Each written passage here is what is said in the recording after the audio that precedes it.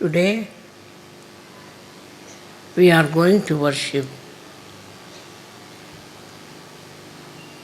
Sri Shiva, Sadashiva. His quality is that he is forgiveness personified. The amount of forgiveness he has helped many of us to exist. Otherwise, this world would have perished. So many would have been finished. Because you know what is the condition of human beings. They don't understand what is wrong, what is right. Apart from that, they cannot forgive. They go on making mistakes, doesn't matter. But they cannot forgive others. This is what we have to learn from Sri Sadashiva.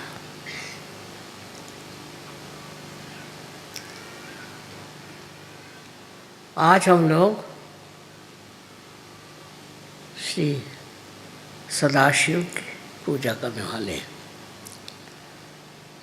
इनका विशेष स्वभाव ये है कि इनकी क्षमाशीलता इतनी ज़्यादा है कि उससे कोई इंसान मुकाबला नहीं कर सकता। हर हमारी गलतियों को माफ़ करते। वो अगर न करते तो ये दुनिया ख़त्म हो सकती थी, क्योंकि उनके अंदर वो भी शक्ति है जिससे वो इस सृष्टि को नष्ट कर सकते। इतने क्षमाशील होते हुए भी ये शक्ति उनके यहाँ जागृत है और बढ़ती रहती। इसी शक्ति से जिससे वो क्षमा करते हैं, उसी के परिपाक से या कहना से अतिशयता से फिर वो इस संसार को नष्ट भी कर सकते। तो पहले तो हमें उनकी क्षमाशीलता सीखनी चाहिए। किस कदर क्षमाशील, छोटी छोटी चीज़ों को लेकर के हम लोग झगड़ा करते हैं, छोटी छोटी बातों पर हम झगड़ा करते हैं, पर ये किस कदर क्षमाशील हैं और क्षमा करते करते उस चरम सीमा पर पहुंच जाते हैं जहाँ से इनके अंदर ये नष्ट करने वाली शक्ति जागृत होती है।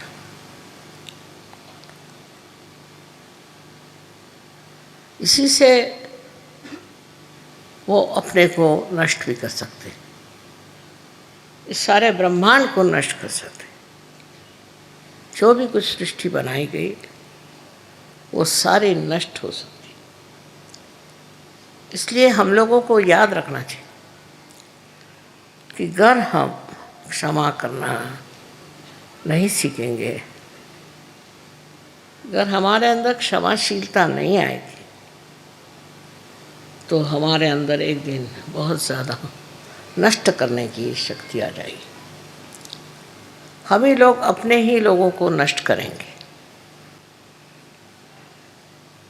इसलिए हर समय दक्ष रहना चाहिए, पता लगाना चाहिए, नज़र रखनी चाहिए कि हम बेकार में तो लोगों पे नाराज़ नहीं होते, बेकार में हम दूसरों के साथ दुष्टता तो नहीं करते। किसी भी हालत में आपको अधिकार नहीं कि आप किसी पर नाराज़ हो। जब शिव नहीं होते तो आप क्यों होते? लेकिन इंसान बहुत ज़्यादा नाराज़ होता है। इतने तो कोई जानवर भी नहीं होते। कोई वजह ना हो तो जानवर कुछ नहीं करता। इसी प्रकार जब हम छोटी छोटी बातों पर बिगड़ते हैं तो याद रखना चाहिए कि एक शक्ति है शिव की, वो भी हमारे अंदर कार्यान्वित है, और वो यही है कि हम जब दूसरों पे बात बात में बिगड़ते हैं, बात बात में नाराज़ होते हैं, उनकी कोई चीज़ हम क्षमा नहीं कर सकते, तो फिर ऐसे इंसान क्या कहाँ पहुँच सकते हैं। जहाँ जहाँ बड़े युद्ध हुआ है, जहाँ जहाँ बड़ी आफतें आई, वहाँ पर यही कारण रहा है कि मानव जाति को दमन किया गया, नष्ट किया गया। ये शक्ति पहले ही से आ जाती है, बजाय कोई कारण के मनुष्य को ही नष्ट करता है हर जगह।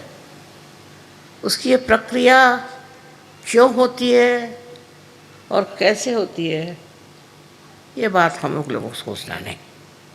यही सोचना है कि हम तो ऐसे शूद्र और निम्न स्तर के कार्य में उलझते तो नहीं। अपने जीवन में हम जितने शांत रहें, शांतिपूर्वक हर एक चीज़ का हल निकालें, उतने ही हमारे भी जीवन में शांति फैल सकती, हमारा भी जीवन शांतिमय हो सकता। किंतु प्रश्न ये है कि मनुष्य अपने ऊपर ही कोई ताबा नहीं रख सकता, अपने को कंट्रोल नहीं कर सकता। उसका स्वभाव ही ऐसा होता है कि उसमें वो बहकता जाता है और उसमें वो संतोष करता है कि मैंने बड़ी अच्छी सबको सज़ा दी, सब पे मैं बिगड़ा, सबसे मैं नाराज़ हो गया। यहाँ तक कि अनेक देशों में ये प्रश्न है, एक देश दूसरे देश से चिढ़ गया या एक ही आदमी चिढ़ता है तो सारे उस देश के लोग लग गए, उद्धार के लिए कोई नहीं मिलेगा, उद्धार के लिए कोई देश के लोग नहीं मिलेंगे, सिर्फ मारने पीटने के लिए और बिगड़ने के लिए फौरन लोग खड़े हो जाएंगे। ये सबसे बड़ी कमाल है। अगर किसी से कहो कि हमें यहाँ उद्धार करना है, वो कहे अच्छा आप करिए, हम देखते रहें। पर वहीं अगर कोई आदमी हाथ में कोई आयुध लेके दौड़े तो उसको कहेंगे भाई हमें भी दो, हम भी मारेंगे। ये मनुष्य की तबीयत समझ में नहीं आती। किसी को मारने पीटने में और किसी को तंग करने में और किसी पे गुस्सा करने में मनुष्य को इस कदर क्या सुख मिलता है। पर अब देख लीजिए, रास्ते पे जाते जाते देखा कि एकदम भीड़ लग गई, क्या हुआ, कुछ झगड़ा हो गया, तो आप वहाँ क्या कर रहे हैं? कोई तो कहेंगे हम भी उसमें शामिल हैं और कोई तो कहेंगे कि हम देख रहे हैं। ये हमारे अंदर जो एक प्रकृति में अजीब सी चीज़ आई हुई है,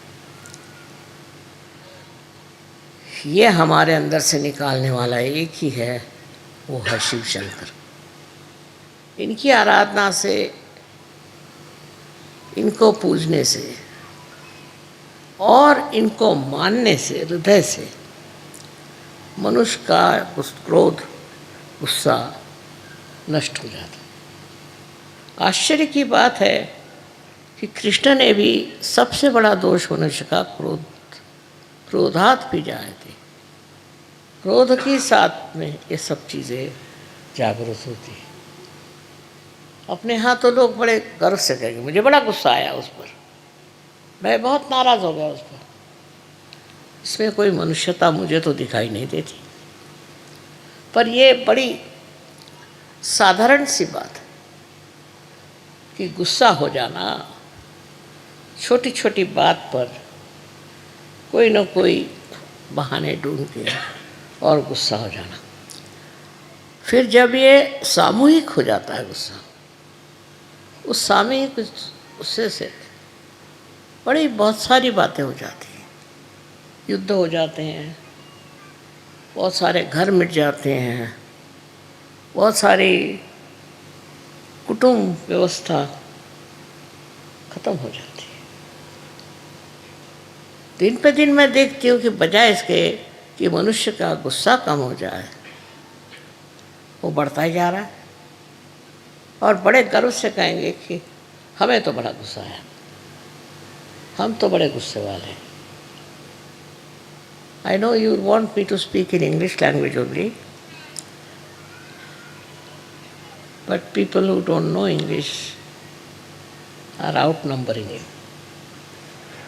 What I am trying to say, that it's very important to understand when you are worshipping Sri Shiva Shankar, that he is the complete embodiment of forgiveness.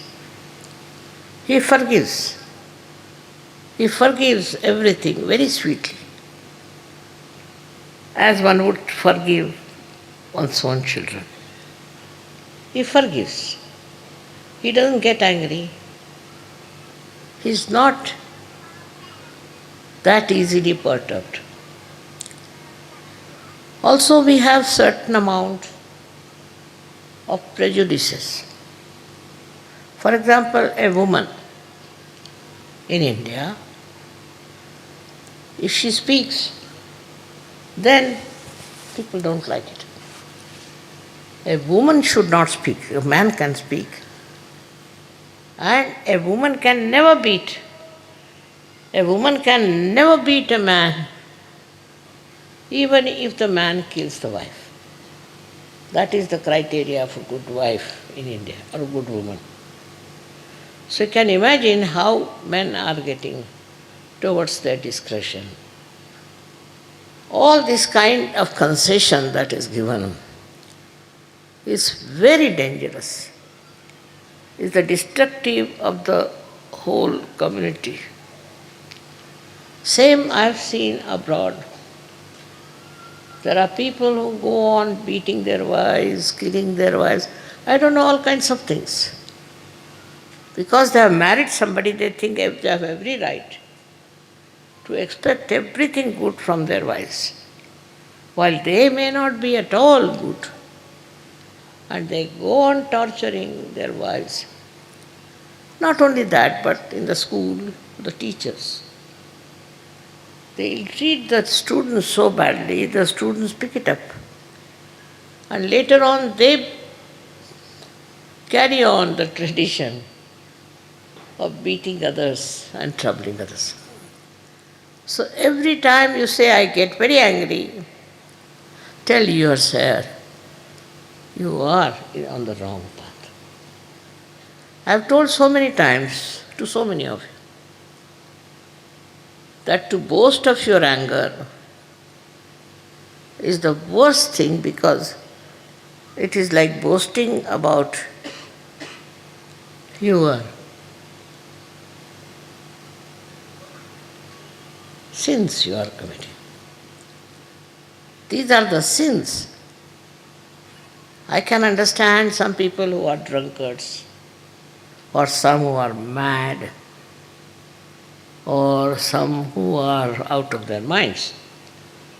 But a person you'll find very, very sensible otherwise can be very ferocious, can be very dangerous.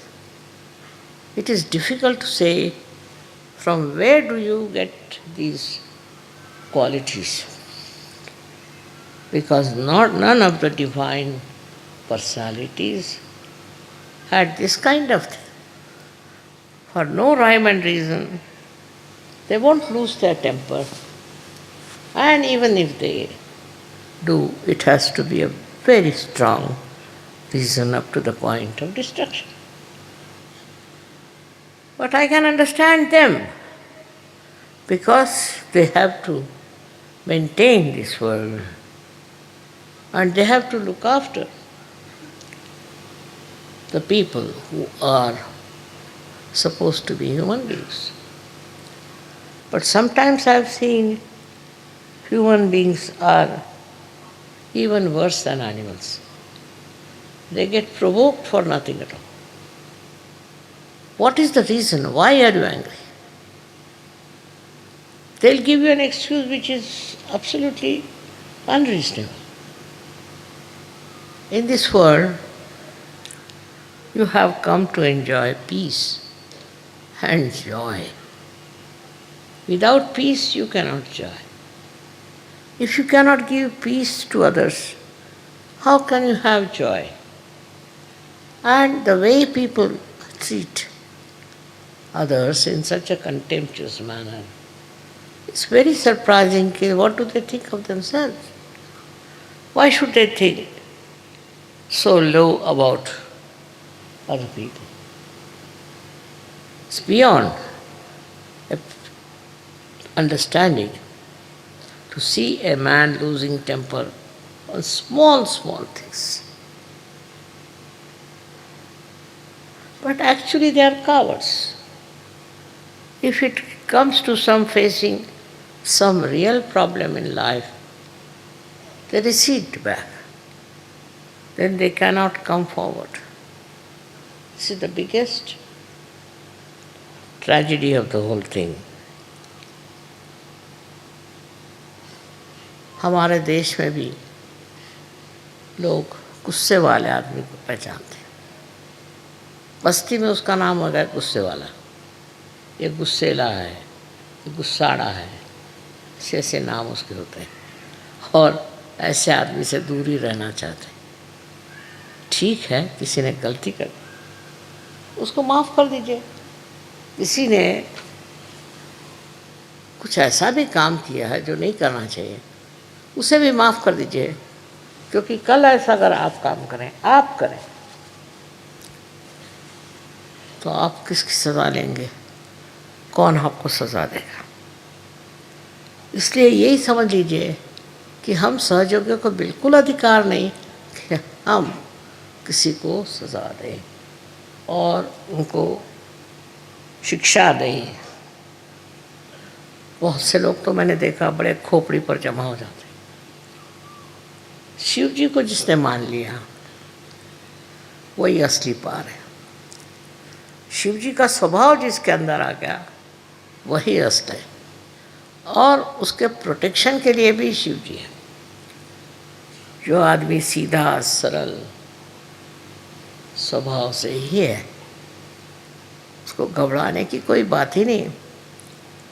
उसको संभालने वाले शिव शंकर, उसको देखने वाले शिव शंकर।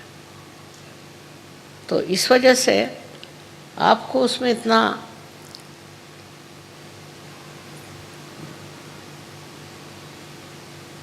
प्रश्न क्या है? क्यों आप किसी से नाराज होते? अजीब अजीब बातें हैं। कोई साहब कहने लगे कि साहब मैं तो बहुत नाराज़ हूँ इस आदमी से। मैंने कहा क्या हुआ भाई? कह ले इन्होंने हमारे बाप का सब पैसा ले लिया और हमको कुछ नहीं मिला। तो मैंने ये तो आपके बाप का देखना था, आपको पैसा ले लिया तो ले लिया, आप क्यों भी कर रहे हो? कहना इससे कहना चाहिए था किसको कि हमारा पैसा आप दे दीजिए। आप दे देते, आप ऐसा काम करते क्या? फिर आप क्यों चाहते हैं कि वो दूसरा आदमी जो है वो कह दे कि इसको इतना का पैसा दे दीजिए? सारी अच्छाई आप दूसरों से उम्मीद रखते हैं, सारी बुराई जो है उसको आप माफ़ ही नहीं कर सकते। और जो कोई करता है तो उसके लिए आप सोचते हैं कि इसका तो सर्वनाश होना चाहिए। जब तक मनुष्य पार नहीं होता तब तक वो ये भी नहीं देख सकता कि वो क्या है अंदर, इंसान है कि जानवर है, ये भी नहीं समझ सकता। मैं कहूँगी कि जानवर भी बेकार में कभी नाराज़ नहीं होता, अनलेस उसको छेड़े नहीं, वो बेकार में उबलते नहीं रहते। उसमें शिव जी का अंग काफ़ी, पर मनुष्य में, कोई कोई मनुष्य में तो ये पूरी तरह से नष्ट हो चुका। वो तो सोचते हैं कि हजारों लोगों को नष्ट करने का हमको अधिकार है। एक वो हिटलर साहब हो गए, उन्होंने न जाने कितने लोगों को मार डाला, वो एक छोटा सा बच्चा तो नहीं पैदा कर सके और इतने लोगों को उन्होंने मार डाला। क्या सोच करके, अपने को वो क्या सोचते थे? और उन जिन लोगों को मारा है उनकी फैमिलीज नष्ट हो गई, उनको माने सारे देश खराब हो गए। तो वो अपने को क्या समझते थे लाट साहब? इस प्रकार के दो चार तो निकलते ही हैं, पर आपको तो इनका उदाहरण नहीं लेना चाहिए। आपके लिए ठीक है, आप सहयोगी हैं, इसलिए आपको क्षमा करना चाहिए। बड़े तबीयत के जो लोग होते हैं वो क्षमा कर देते हैं, क्योंकि क्षमाशीलता बहुत ज़बरदस्त होती है। और यही बात है हमारे शिव शंकर की, इसीलिए उनको सबसे ऊंचा भगवान मानते। स्वयं के लिए उनको कुछ नहीं चाहिए, कुछ भी कपड़े पहन लेंगे, नहीं तो बदन में राख लगा लेंगे, कैसी भी स्थिति हो रह लेंगे, उनको कोई चीज़ की ज़रूरत नहीं। पर अगर कोई आदमी किसी के साथ बहुत ज़्यादती करता है तो अंत में वही उसका नाश करते हैं। इतनी क्षमा की शक्ति उनमें है, उतनी ही उनमें नष्ट करने की शक्ति है। इसका कारण क्या है? कारण ये है कि मनुष्य उनको देखकर ये समझ ले कि अगर आप किसी के साथ बहुत ज़्यादती करेंगे तो आपका ठिकाना हो जाएगा। अब ये सब लोग गए कहाँ?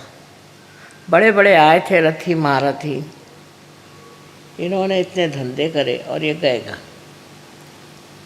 इनका बड़ा नाम था, बहुतों को मारा, बहुतों को खत्म किया, बहुत से देश के देश खत्म कर दिए।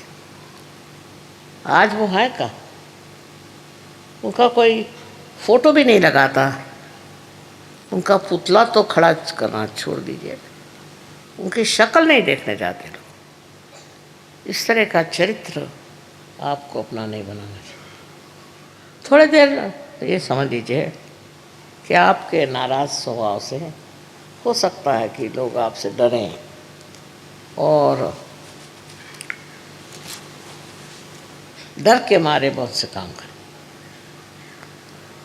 पर जो काम डर के साथ होता है उसमें क्या मज़ा है, उसमें क्या विशेषता है? एक सोचने की बात है कि आपने कितने लोग दुनिया में जोड़े हैं अपने, और कितने लोगों को नष्ट कर दिया, कितने लोगों से झगड़ा हो गया। कोई कोई लोग होते हैं उनका तो धर्म है झगड़ा करना, उठे बैठे झगड़ा करना। कोई तो भी उनके अंदर एक लालसा होती है, सवेरे से झगड़ा हुआ, दिन में उससे झगड़ा हुआ, शाम को उससे झगड़ा हुआ। ऐसा स्वभाव जिस आदमी का हो जाए उनसे तो लोग भागते हैं। वो अगर सामने से आते दिखाई देंगे तो लोग उड़ जाएंगे दूसरे रास्ते। इससे प्रेम नहीं बढ़ सकता। सहयोग तो पूरा प्रेम का कार्य है। इसमें देखिए हमें बड़े बड़े उदाहरण, ईसा मसीह ने सूली पर चढ़कर कहा था कि हे प्रभु इनको क्षमा कर, क्योंकि जानते नहीं क्या कर रहे। इसी प्रकार हमारे अंदर अगर क्षमाशीलता आ जाएगी तो हम भी शिव जी का क्या कहना चाहिए कि शिव जी का सामर्थ्य को प्राप्त करें, उनके गुणों को प्राप्त करें। गुस्सा करना, नाराज होना, ये तो कोई खास चीज़ नहीं। और इसलिए आज के दिन सबको हमको विचार करना चाहिए कि हम लोग किस कदर दूसरों पे हावी रहते और दूसरों को नष्ट करना चाहते हैं। खासकर हमारे देश में तो मर्दों ने बहुत जुल्म ढाए औरतों पे, और अब भी कर रहे हैं। उसमें सहयोगी को नहीं फंसना चाहिए। ये बेकार की चीज़ है, इसका कोई अर्थ नहीं लगता। शिव जी के आज पूजन में आप लोग सब अपने मन में संकल्प करें कि हम गुस्सा नहीं करें, चाहे कुछ हो जाए हम गुस्सा नहीं करें। गुस्सा का कोई उपयोग ही नहीं, तो क्यों गुस्सा करते हो? अपनी तबीयत खराब होती है। इसलिए आज सब लोग शिव जी को याद करें और उनके गुणों को प्राप्त होने की कोशिश करें। अनंत आशीर्वाद।